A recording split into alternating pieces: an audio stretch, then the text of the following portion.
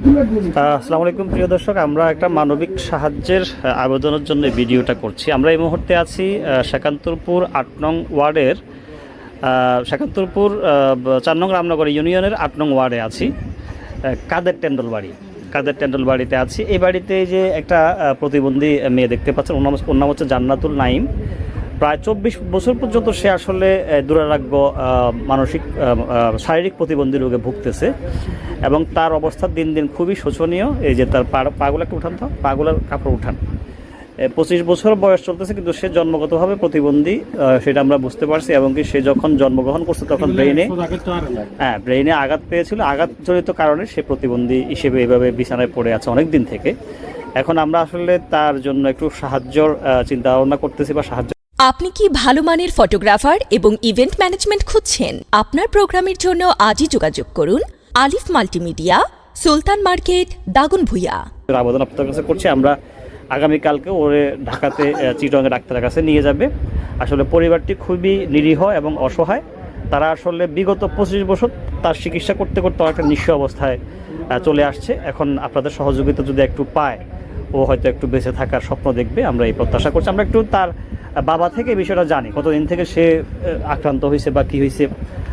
একটু এটা একটু দেখান তো, ইয়াটা লাইটটা দেখান। এই যে দেখেন, একটু লাইট মার।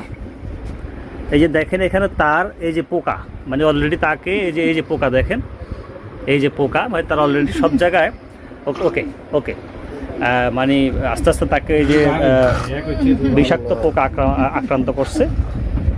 এখন তার চিকিৎসার জন্য আসলে আমরা আপনাদের কাছে এই আবেদনটা করছি। আমার নাম মোহাম্মদ আনোয়ার হোসেন। জি। হ্যাঁ, আমার মেয়ের নাম হচ্ছে জান্নাতুল নাইম অফরনা। জি। আমাদের বাড়ি হচ্ছে কাদের টেন্ডল বাড়ি, মধ্যম শাকান্তরপুর। আমার মেয়েটা আজকে ২৫ বছর যাবৎ জন্মগত থেকে সে প্রতিবন্ধী। তো জন্মের পর থেকে আমরা মোটামুটি এমন কোনো জায়গা নাই যে চিকিৎসাতে নিই নাই। আমার যা কিছু ছিল আমি সব কিছু এই মেয়ের পিছনে ব্যয় করছি। আর আমার বর্তমানে এখন আর আমার সাধ্যে কুলার না যে এর জন্য আমি কোনো কিছু করবো। হ্যাঁ, তো আমি আসলে এদেশের জনগণ বা এদেশের মানুষের কাছে আমি আকুল আবেদন করতেছি যে আমার মেয়েটা যাতে সুস্থ হয়ে বেঁচে থাকতে পারে। এদেশের মানুষের কাছে আমার আকুল আবেদন, আমার মেয়েটার জন্য আপনারা যে যা পারেন, যার সামর্থ্যে যে যতটুকু আছে আপনারা একটু যদি আমার মেয়েটার জন্য সাহায্য করেন, তাহলে আমি আমার মেয়েটাকে চিকিৎসা দিয়ে আমার মেয়েটাকে হয়তো সুস্থ করে আবার বাড়িতে আনতে পারবো। এটা তো ভাইয়া আমার মেয়েটা ওতে কষ্ট হয়েছিল, বুঝছেন? কষ্টের পরে যে এরকম হয়ে গেছে আর এর একটা খিচুনি আইছিল, খিচুনির সাথে সাথে এরকম হয়ে গেছে। এর আব্বু ডাক্তারের কাছে লয়ে গেছে, আর নন্য সব ফুলে না আর শুটু মাছে যে এরকম হে খালি কাইনতো দুধও টানি খাইতে পারে না। মা খালি কাইনতাম করতে আর, কিন্তু আজির পেশাবের রাস্তাতে বহুত রক্ত গেছে, আজি হয়েছে আর মা তো করতে আরো আজকে ২৫ বছর ওরা নিয়ে ২৫ বছর এইভাবে হেরে টানতেছি, বুঝছেন নি? এর বাপের সমর্থ যা আছে জিল্লে করছে, বহু জায়গা নিচ্ছে, বুঝছেন? বাপের কিছু নাই, খালি বিটাই এনেছে, আর কিছু নাই। সিএমসি চালা বাড়া। যারা এই ভিডিও দেখবেন সবার প্রতি একটাই অনুরোধ, আপনারা ভিডিওতে বিস্তারিত দেখতে পাচ্ছেন। আপনাদের প্রতি আকুল আবেদন যে যতটুকু পারেন এই প্রতিবন্ধী মেয়েটার জন্য হেল্প করবেন।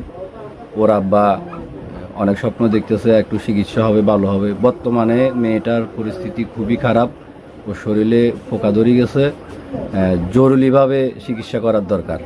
দর্শক, আমার এলাকারই আমার বাড়ির পাশেরই আনোয়ারের মেয়ে, আজকে প্রায় ২৫ বছর পর্যন্ত প্রতিবন্ধী।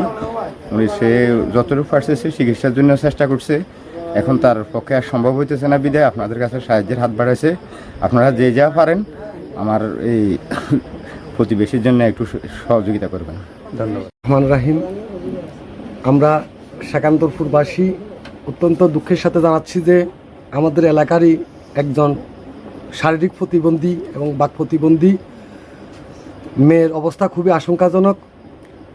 আর মেয়ের পিতামাতার পক্ষে তা আজকে প্রায় ২০-২২ বছর, তার বয়স ২৫ বছর বয়স।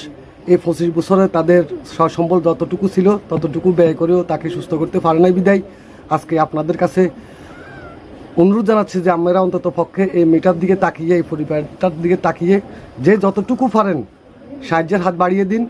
আমরা আপনাদের সাথে চিরকৃতজ্ঞ থাকব যদি আপনারা সহযোগিতা করেন এবং সবাইকে ধন্যবাদ।